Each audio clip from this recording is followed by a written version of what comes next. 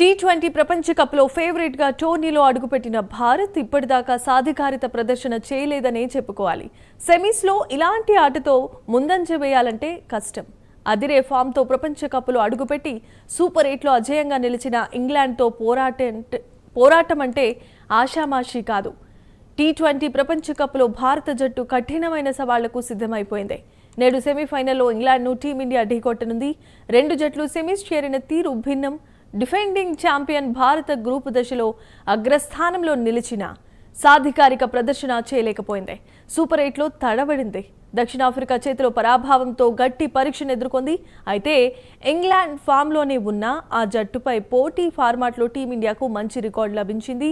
ఈ రెండు బలమైన జట్ల మధ్య ఆసక్తికరమైన పోరు ఖాయంగా కనిపిస్తోంది.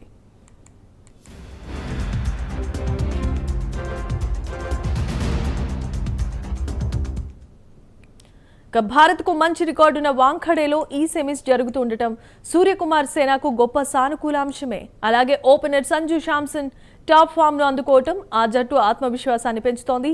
వెస్టిండీస్తో సూపర్ 8 మ్యాచ్లో సంజు అద్భుతమైన ఇన్నింగ్స్తో భారత్ విజయంలో కీలకమైన పాత్ర పోషించాడు. అతడు జోరు కొనసాగిస్తే భారత్కు తిరుగుండదు. తిలక్ వర్మ కూడా ఊపు మీదున్నాడు. కెప్టెన్ సూర్యకుమార్ లైలోనే ఉన్న భారీ ఇన్నింగ్స్ బాకీ ఉన్నాడు. ఓపెనర్ అభిషేక్ శర్మ ఫామ్ మాత్రం ఆందోళన కలిగిస్తోంది. ఎన్నో అంచనాలతో టోర్నీలో అడుగుపెట్టిన అతడు జట్టును తీవ్రంగా నిరాశపరిచాడని చెప్పుకోవాలి. ఇప్పటి వరకు 6 మ్యాచ్ల్లో 13.33 సగటుతో 80 పరుగులు చేశాడు.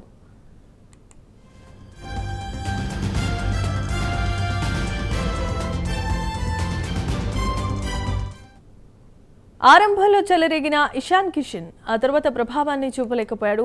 పరుగుల వేటలో వెనుకబడ్డాడు. అభిషేక్తో పాటు అతడు బ్యాట్ని జులిపించడం అవసరం. బంతితో హార్దిక్ పాండ్యా, వరుణ్ చక్రవర్తిల అస్థిరత కూడా టీమిండియాను కలవరపెడుతోంది. ముఖ్యంగా మిస్టరీ స్పిన్నర్ వరుణ్ బాగా నిరాశపరిచాడు. వెస్టిండీస్ దక్షిణాఫ్రికాలపై భారీగా పరుగులు సమర్పించుకున్నాడు. బౌండరీ చిన్నదిగా ఉన్న వాంఖేడాలో అతడు మరో స్పిన్నర్ అక్షర్ ఏమాత్రం గతి తప్పినా శిక్ష తప్పదు. ఇంగ్లాండ్ జట్టులో హిట్టర్లకు కొదువే లేదు. బుమ్రా ఎప్పటిలాగానే సూపర్ బౌలింగ్ చేస్తున్నాడు. కానీ చివరి 5 ఓవర్లలో మన పేసర్లు మెరుగైన ప్రదర్శన చేయాల్సి ఉంటుంది.